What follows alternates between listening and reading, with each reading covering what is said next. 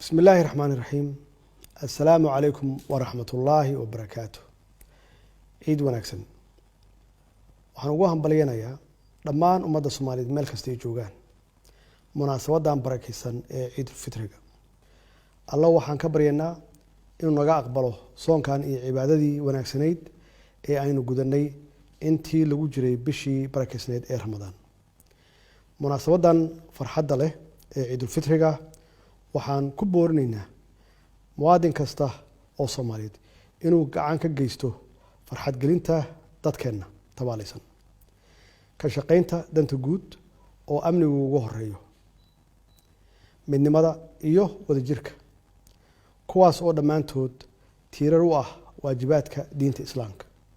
walaalayaal waxaan idin xusuusinaynaa in farxadan maalmahan barakeysan ee ciida ah inaynu si gaar ah ugu baraarugsanaano halista caafimaad ee dalkeena ku xeeran ee u sababay cudurkan COVID-19 oo ah mid aan yarayn oo inooga baahan dhammaan inaan u istaagno la shaqeynta laamaha caafimaadka si buuxdana ugu hogaansano talooyinka iyo awaamiirta caafimaadka ee lagu ilaalinayo caafimaadka bulshadeena. waxaan ku bogaadinayaa shacabka Soomaaliyeed sida wanaagsan ay ugu dulqaateen bandowgii lagu soo rogay dalka oo lagu xakameynayay cudurkan safmarka ah iyadoo lagu guda jiray bishii barakeysneed ee soonka oo sida caadiga ah uu kordho culayska nololeed.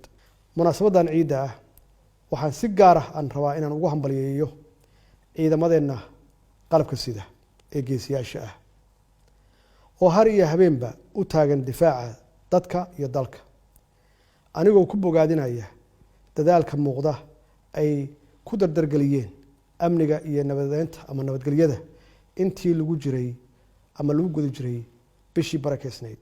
ugu dambeyntii waxaan eebba ka baryaynaa inuu ciidan ciideeda inuu gaarsiiyo dalkeena oo nabad iyo barwaaqo ah kuna sii tallaabsada jidka horumarka. ciid wanaagsan. والسلام عليكم ورحمة الله وبركاته.